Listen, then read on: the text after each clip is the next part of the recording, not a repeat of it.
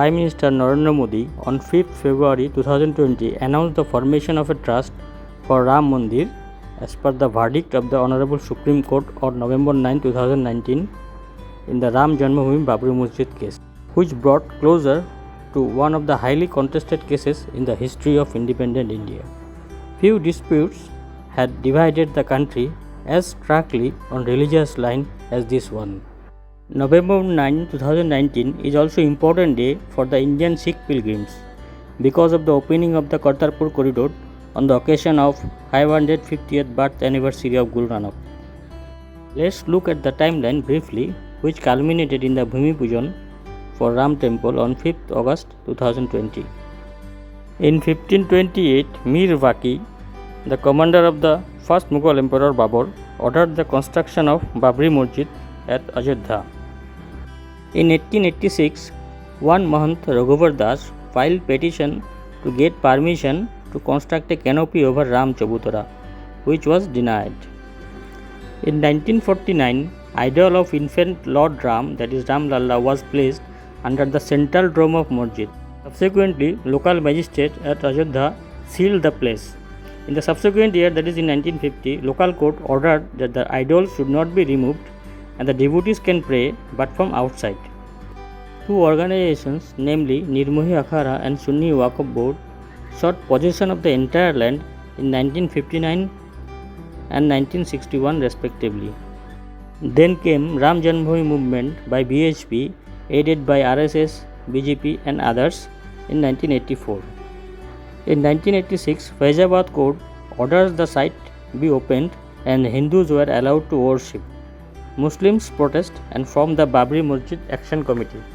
Rajiv Gandhi government opened the locks, which is seen as an attempt to please the Hindus and his image makeover, because he was seen as a pro-Muslim and favor Muslim fanatics and clerics, as his government passed the Muslim Women Protection of Rights on Divorce Act 1986, which nullified the Supreme Court judgment in the famous Shah Banu case. Then Minister of his government and present Kerala Governor Arif Muhammad Khan resigned on this ground. In 1989, Lord Ram enters the picture as juristic person. Now with the entry of Lord Ram, everything changes. Allahabad High Court transferred all cases to itself and considers it as title dispute and asks to maintain status quo.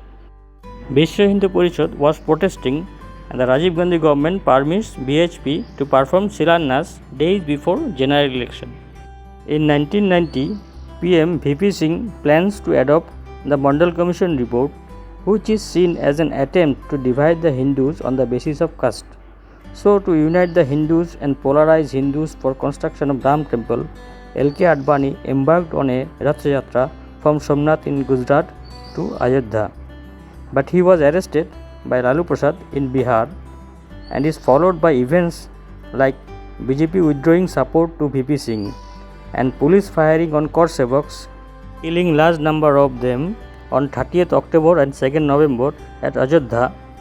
Prominent among them was Kothari brothers from Kolkata. This incident marked a watershed in the Ram Janmabhoomi movement. There was apprehensions that Babri Masjid may be demolished. Matter went to Supreme Court, which ordered status quo and was assured by the central and state government that no one will be allowed to take law into their hands.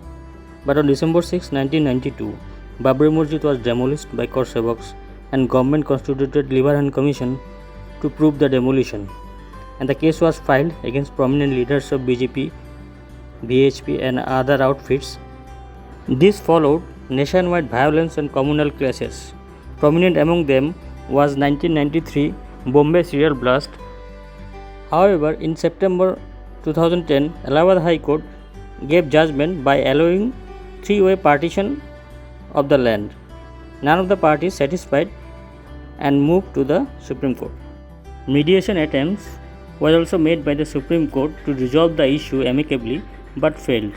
Finally, on November 9, 2019, five-judge constitution bench headed by then Chief Justice of India Ranjan Gogoi gave unanimous verdict. The verdict is based on preponderance of possibilities, a standard of proof. Here, the judgment is given if the claim of one side is found more reliable or plausible than the other. Let's see the highlights of the judgment.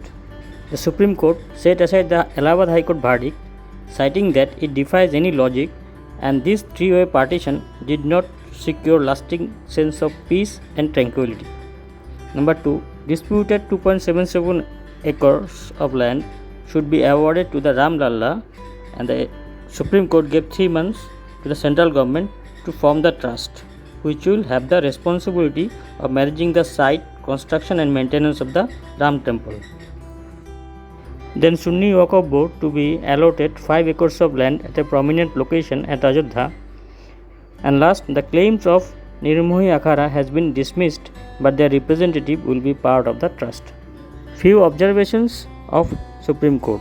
Number 1. Placing of the idols inside the mosques in 1949 was an illegal act because it desecrates the mosques, and demolition of Babri Masjid was an illegal and an egregious violation of the rule of law.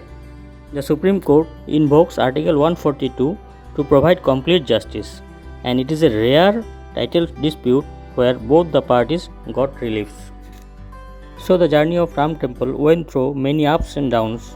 It was a mix of legal, social, cultural, religious and political aspects. Most of the citizens and political parties accepted the verdict, bearing a few. K.K. Muhammad, who was associated with the excavation of the site on the recommendation of the Allahabad High Court, said that, "I cannot think of a better way this could have panned out. I was under a lot of strain for saying that a temple structure existed underneath. This, that is the court verdict, makes me happy that what I was saying all along was not untrue." Several ancient artifacts resembling the Hindu faith have also been unearthed when ground was prepared for the construction of the temple. The trust thus formed consists of 15 members headed by Mahant Nityagopal Dasji Maharaj as its president. The trust will collect donations from 10 crore people for the temple. Government will not spend for the construction of the temple, as has been the craze around, except that central government donated symbolic 1 rupee. The trust has also made donations to the PM's Care Fund to fight the pandemic. Because of the pandemic, Bhumi Pujan for the Bhavya Ram Mandir got delayed and is performed on 5th August by the Honorable Prime Minister at Ajodhya in presence of select few guests. The temple would be of Nagara style and it will have a shikara, that is tower, over the sanctum sanctorium with 5 domes. It is being designed by Chandrakant Sampura, who is assisted by his sons Ashish and Nikhil, and is expected to be finished in a 3 years time.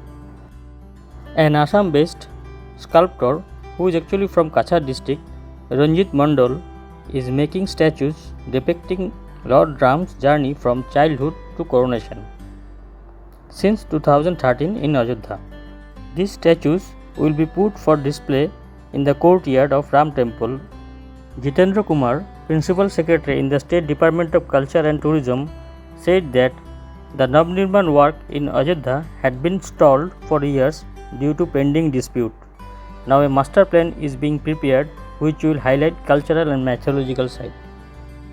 To conclude, I would like to highlight 3 points. Number 1.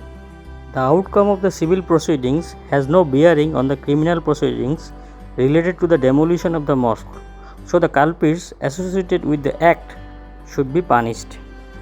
Number 2. If an emotional issue becomes a focal point of electoral gravity, then it misses out what should have the dominant factor, that is good governance, and this verdict is good for Indian democracy and has created space for India to move on, as suggested by M.J. Akbar. And number 3. It is an established fact that wrongs were done during the violent phase of medieval India.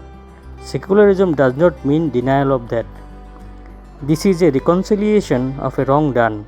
Hopefully, will lead to durable peace. Thank you.